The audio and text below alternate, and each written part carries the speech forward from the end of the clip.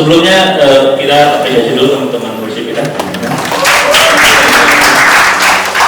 Oke, sebelumnya kenalkan nama saya Ricky, atau biasa akrab di Lumina dipanggil Ichi. Don't ask me why, saya juga nggak tahu kenapa. Saya juga dulu sekarang alumni maksudnya. Dulu mahasiswa Prasetya Mulia, angkatan 2012, jurusan bisnis. Hari ini dapat arahan dari tim untuk membawakan tentang a life of true worshiper. Kalau Ricky yang dulu disuruh bawain ini, kemungkinan besar pasti responnya, "Loh, kenapa saya nggak bisa nyanyi, suara saya jelek, mau coba denger?" Jangan direkam soalnya. Ya, jadi dulu pasti berpikir kayak kenapa orang yang hobinya cuma di toilet doang buat konsumsi pribadi disuruh bawain tentang true worshiper, nggak ngerti apa nih. Tapi ternyata over the times saya belajar bahwa ternyata worship itu lebih daripada tujuan dan penyembahan gitu. Walaupun sering worship itu identik dengan ya kita nyanyi lagu cepat, tadi kan kita juga kita sekarang mau masuk ke lagu worship nih, kita masuk ke penyembahan gitu kan. Praise lagu cepat, worship lagu lambat gitu. But kenyataannya ternyata worship itu is more than just a song, it's more than just fast song or slow songs. Tapi worship itu sebenarnya lebih banyak ngomongin tentang bagaimana kita hidup, bagaimana kita hidup di dunia ini sebagai anak-anaknya Tuhan, right? Pertama, kalau ngomongin worship biasanya orang kenal ayat ini nih, Roma 12 ayat 1. Karena itu saudara-saudara, demi kemurahan Allah aku menasihatkan kamu supaya kamu mempersembahkan tubuhmu sebagai persembahan yang hidup, yang kudus dan yang berkenan kepada Allah. Itu adalah ibadah yang sejati. Dan juga di ayat yang lain di Yohanes 4 ayat 23 juga dibilang seperti ini. Tetapi saatnya akan datang dan sudah tiba sekarang bahwa penyembah-penyembah benar akan menyembah Bapa dalam roh dan kebenaran. Sebab Bapa menghendaki penyembah-penyembah yang demikian. Dalam dua verse ini nggak sama sekali disebutkan mengenai lagu, nggak sama sekali disebutkan mengenai nyanyi, pujian, penyembahan, tapi fokusnya adalah ke mempersembahkan tubuh kita, mempersembahkan hidup kita sebagai persembahan yang kudus, yang berkenan buat Tuhan. Dan kalau misalnya membaca Alkitab, biasanya yang saya pelajari adalah mengobservasi nih. Jadi nggak cuma baca dari satu translation, belajar juga dari translation lain. Dan one of the translations yang saya suka baca untuk dapat pemahaman lebih adalah dari versi The Message. The Message dia bilang, "But the time is coming, it has in fact come, when what you're called will not matter, where you go to worship will not matter. It is who you are and the way you live that count before God. It is who you are and the way you live that count before God. Your worship must engage in spirit and the pursuit of truth." So, sama sekali nggak dia ngomongin tentang nyanyi, nggak dia ngomongin tentang pujian penyembahan, lagu cepat, lagu lama, tapi dia ngomongin tentang how we live, yang itu matter before God. Bahkan dari ayat ini pun saya belajar bahwa what you are called will not matter, where you go to worship will not matter. Jadi bukan tentang kita ngapain, bukan tentang kapan kita dipanggil, tapi sebenarnya kalau worship itu ngomongin kepada siapa kita worship. Jadi ngomong caranya, nggak ngomongin waktunya kapan, tapi kepada siapa kita worship, who we worship itu yang matters. Karena kenyataannya adalah ujung-ujungnya kita akan seperti siapa yang kita sembah. Kita akan menjadi seperti siapa yang kita sembah. Kalau yang kita sembah adalah K-pop, ya mungkin kita jadi ke Korea-Koreaan gitu lah ya. Kalau yang kita sembah lainnya, kita menjadi halnya. Kalau kita sembah Tuhan, niscaya ujung-ujungnya kita menjadi seperti Tuhan. Semakin lama menjadi semakin seperti Tuhan. So I wrote this. Worship is not just about fast songs or slow songs, tapi Worship itu is honoring God with our lives. It is not about how good we sing the song or how good the song we sing. Tapi itu semua tentang bagaimana kita menghargai Tuhan. Bagaimana kita hidup taat dalam panggilan Tuhan. Itu adalah bentuk penyembahan yang utuh, yang sejati yang bisa kita lakukan dalam kehidupan kita. So the next question is, sebenarnya true worshiper itu apa? Kalau gitu, true worshiper itu apa? Waktu gue belajar beberapa tahun lalu, I came across this verse di Mika 4 ayat 6 yang bilang gini. Mika 6 ayat 6 sampai 8 bilang gini. Ayat 6, apakah yang harus kita persembahkan kepada Tuhan Allah di surga apabila kita datang untuk beribadah kepadanya? Haruskah kita membawa sapi muda yang terbaik untuk dipersembahkan sebagai korban bakaran kepadanya? Atau apakah Tuhan akan senang kalau kita membawa kepadanya beribu-ribu domba atau berlimpah-limpah minyak zaitun? Haruskah kita mempersembahkan kepadanya anak sulung kita sebagai tebusan dosa-dosa kita? Ini Nabi Mika lagi, I assume ini lagi rhetorical question ke jemaat di sana gitu ya. Dia nanya, sebenarnya kalau kita beribadah itu kita perlu bawa apa sih buat Tuhan? Sebenarnya Tuhan mau itu apa sih?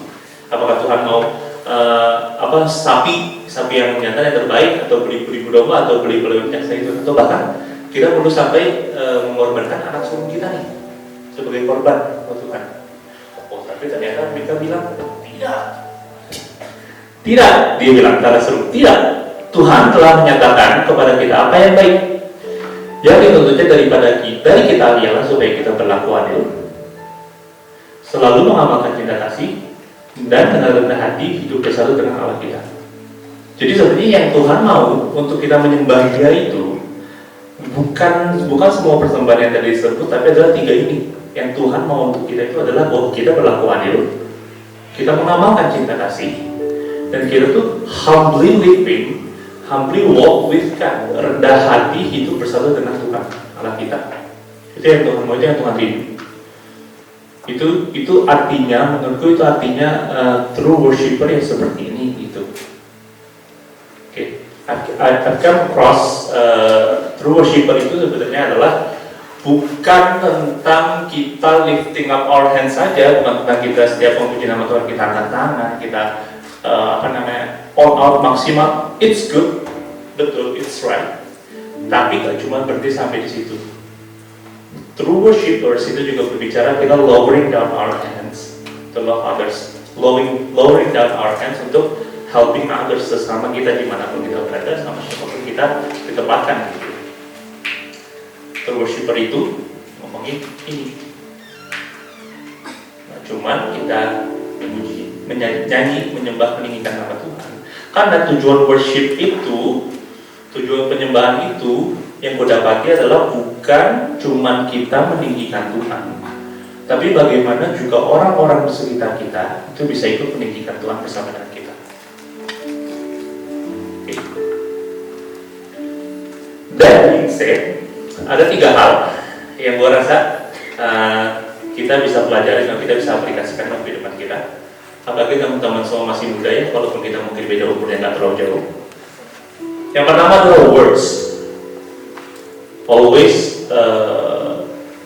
pay attention to your words, kata-kata yang kau ucapkan. Kenapa? Karena di Amsal ada bilang, Proverbs ada bilang begini, words kill, words gives life.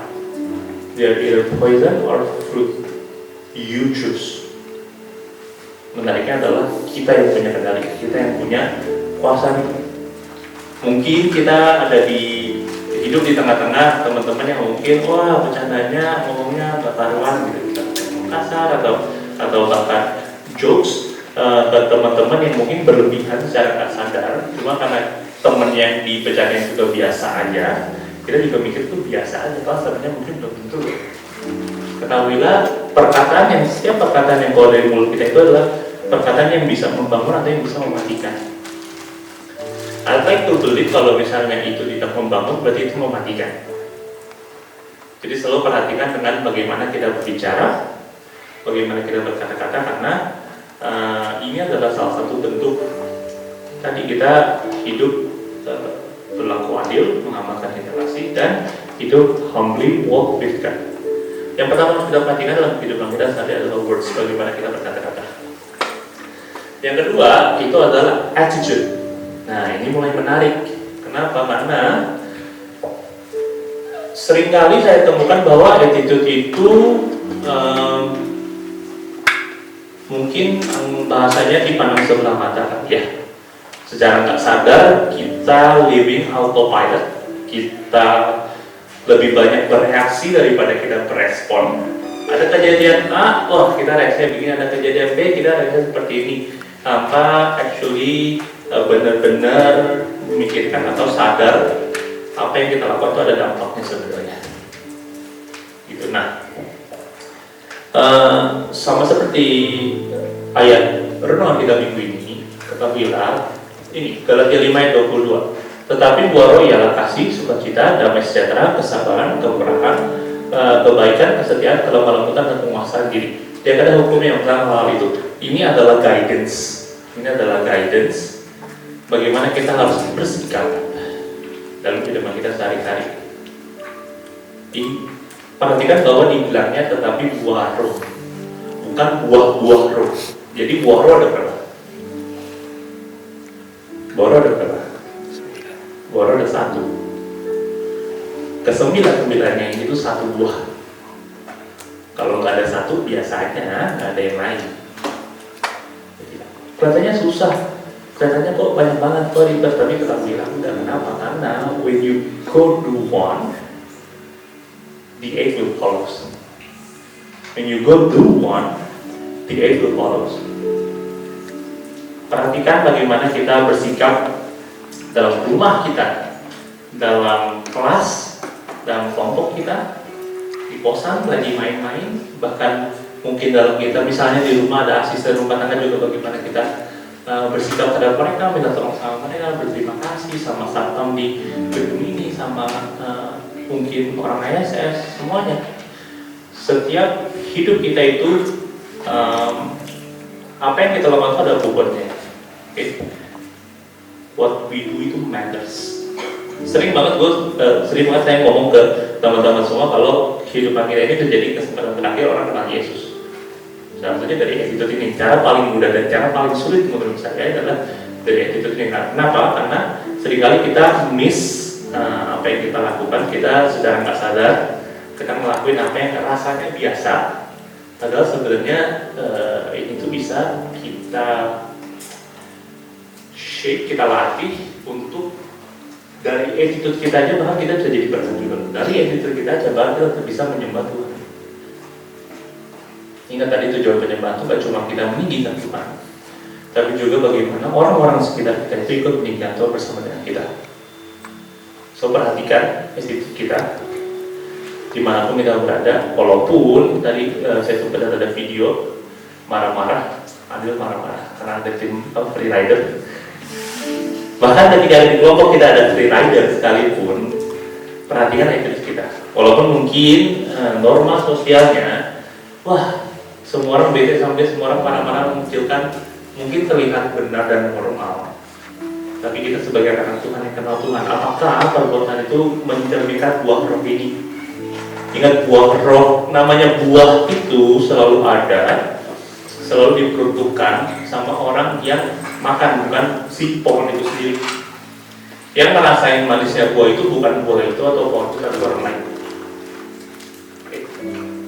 Jadi ask again setiap kali misalnya kita merasa, oh kayaknya kita begini, ask again apakah perbuatan itu sudah menjamin, apakah orang yang berinteraksi sama kita itu bisa merasakan manisnya buah roh ini. Yang kedua itu. Yang ketiga adalah action. Kan ini mirip-mirip sih, word sama action itu juga adalah hasil dari buah yang kita lakukan. Buahnya manusia itu kan tulisan, perkataan, dan perbuatannya. Makanya saya taruh attention karena itu kayak subtle, tapi itu matters, dan itu biasanya mendorong 1 dan 3. Tapi yang kita perhatikan berikutnya adalah action kita. Bagaimana kita bertindak dan cuma kita react, tapi kita actually responding to something that happen ke kita gitu. Jadi kalau misalnya kita tiba-tiba kenal ngomel atau beberapa orang menuduh kita atau misalnya kita diapain pun, action kita ini harusnya pertama berdasarkan oleh buah roh tadi, kedua punya mindset bahwa atau punya tujuan bahwa ingat kita ini bagaimana caranya apa yang kita lakukan ini bisa menginginkan nama Tuhan. Sesuai juga dengan visinya Lumina Gracia, Matius 5 ayat 16 yang bilang, demikianlah hendaknya terangmu bercahaya di depan orang. Bercahaya di depan orang supaya mereka melihat perbuatan yang baik dan memuliakan Bapa di surga. Kenapa saya highlight di depan orang? Karena gak tahu ya, apakah karena kita ini orang timur, orang Indonesia, atau memang anak-anak Lumina Gracia semua baik-baik hati. Setiap kali kita berbuat baik, wah gak mau dipandang orang nih. Ya kan nanti kelihatannya sombong. Setiap kali dipuji, enggak lah, cantik ya, enggak, kamu lebih cantik gitu kan. Selalu. I wonder why. Kenapa? Karena firman Tuhan juga jelas bilang, demikianlah hendaknya terangmu bercahaya di depan orang supaya orang melihat perbuatan yang baik. Perbuatan baik itu perlu dilihat orang, bukan untuk menyombong, bukan untuk merasa diri paling bisa, diri paling baik, bukan. Tapi ingat ujungnya supaya mereka bisa melihat itu surga tadi, supaya orang-orang di sekitar kita itu bisa terus memuliakan Tuhan melalui kehidupan kita. Kita ada di tengah-tengah mereka, orang-orang itu bisa merasakan Tuhan itu ada, itu hidup. Jadi perhatikan action kita yang kita lakukan dimanapun kita berada, sama siapapun itu. Gak ada satu hal pun kegiatan yang kita lakukan itu sia-sia atau gak matters. What you do itu matters,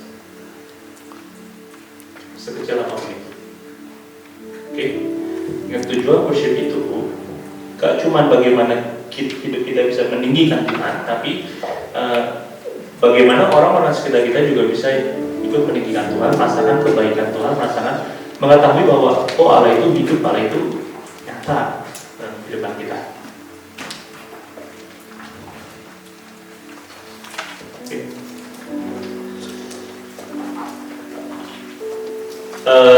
Sedikit cerita saya ini tadi lulus tahun 2012. Terus sempat ngambil S2, kuliah lagi 2018 sampai 2019 balik. Pandemi cari kerja, right?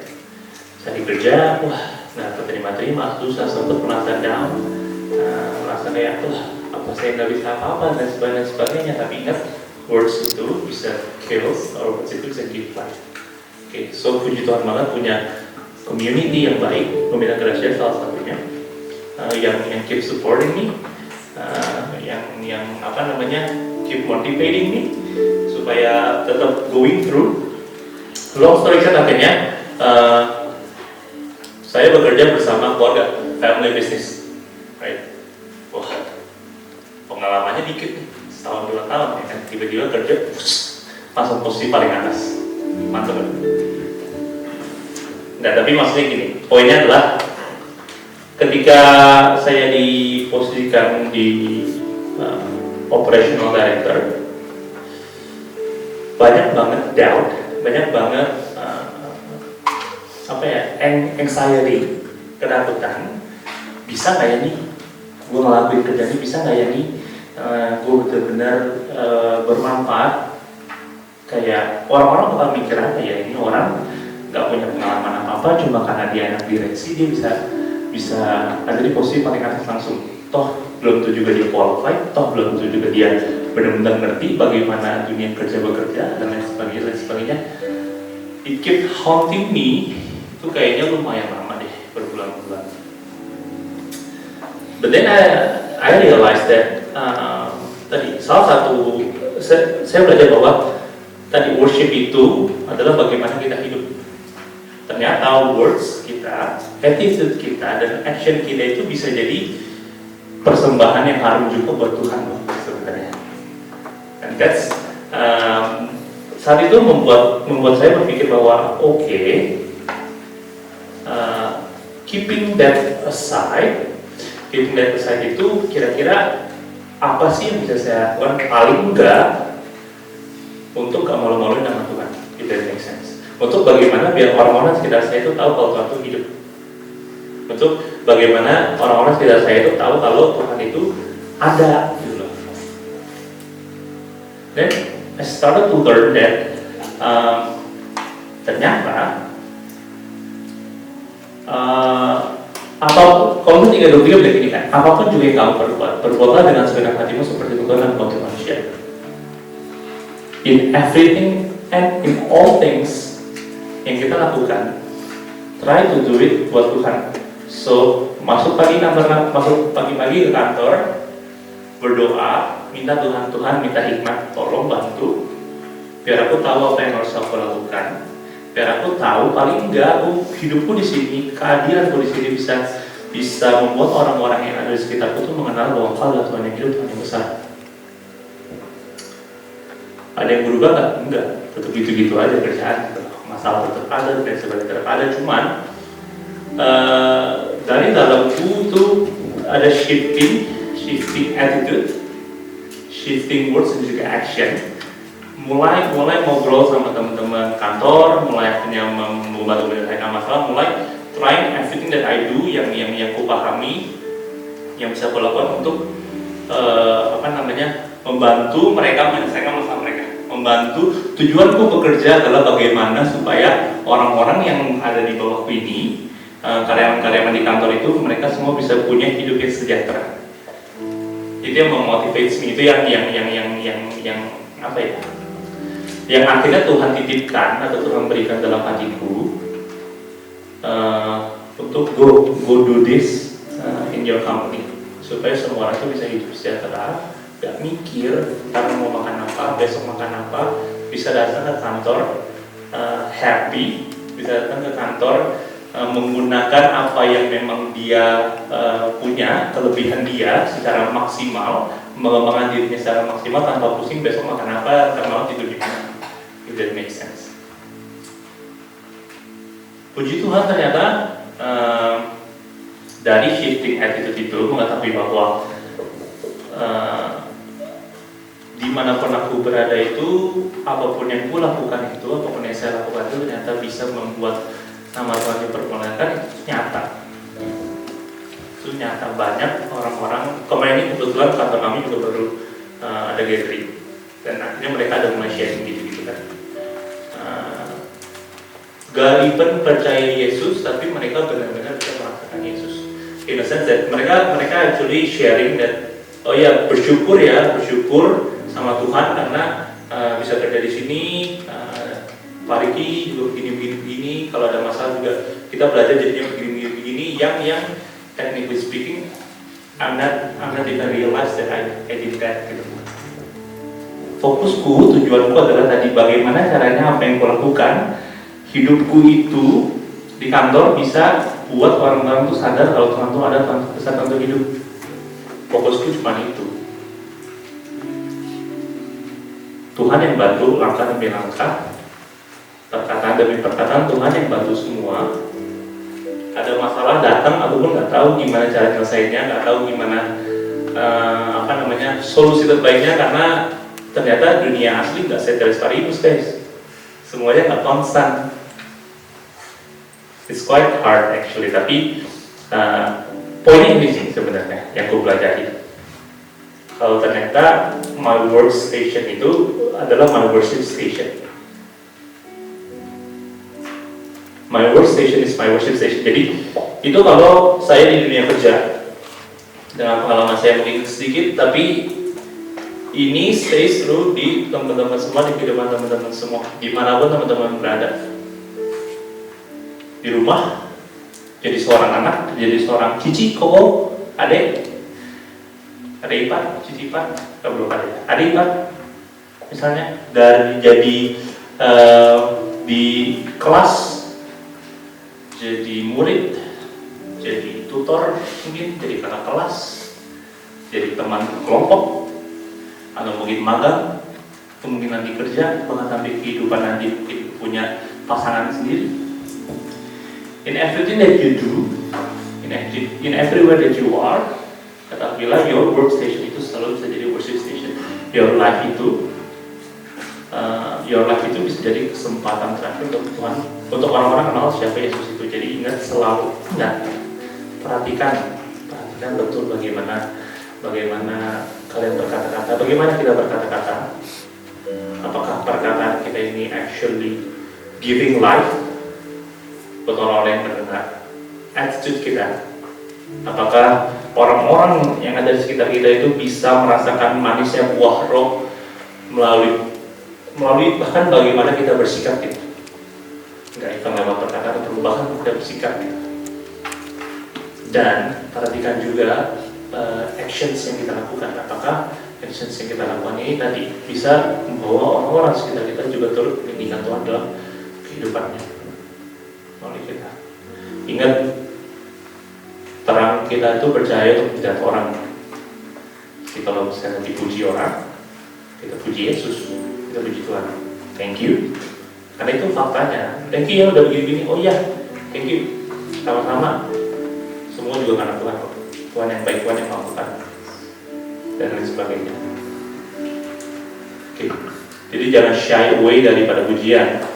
Karena memang segala sesuatu yang baik itu sudah selayaknya dan sepatutnya dipuji. Kalau kita dipuji, terima. Nanti kita balikin ke Tuhan. Puji nama Tuhan Yesus. Karena hanya karena Tuhan yang kita bisa puji Tuhan.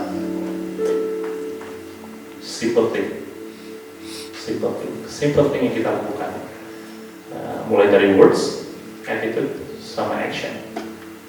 Itu udah menjadi persembahan yang harum yang tulus yang sejati buat Tuhan. Dulu soalnya gue berpikir kayak gimana caranya gue bisa worship nih, nyanyi nggak bisa, ya kan, suara jelek gitu kan. Tapi ternyata dalam kehidupanku tuh semua yang kalau saya pribadi apa adanya itu sudah yang Tuhan mau, istilah kata itu gitu. Jadi don't shy away dan ingat selalu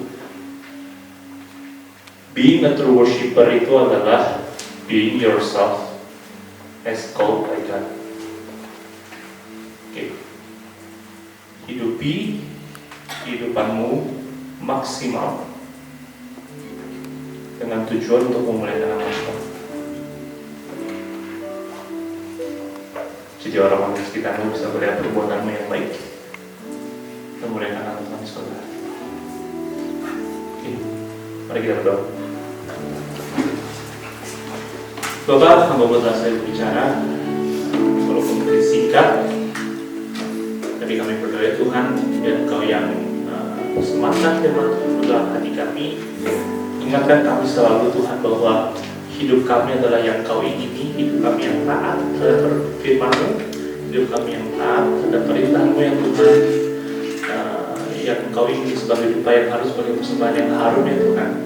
Biar kami selalu untuk bisa mengeluarkan perkataan yang baik, biar kami selalu untuk bisa memiliki attitude yang baik, juga bisa berperilaku yang baik ya Tuhan, dimanapun kami berada, terhadap siapapun yang kami temui ya Tuhan.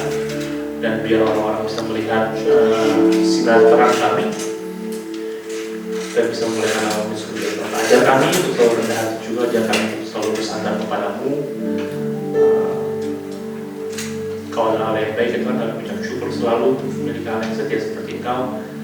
Dan kami menjaga hidup kami di dalam tangan Yesus, supaya pimpin langkah kami dan pimpin perbuatan kami, dalam perkataan kami ya Tuhan.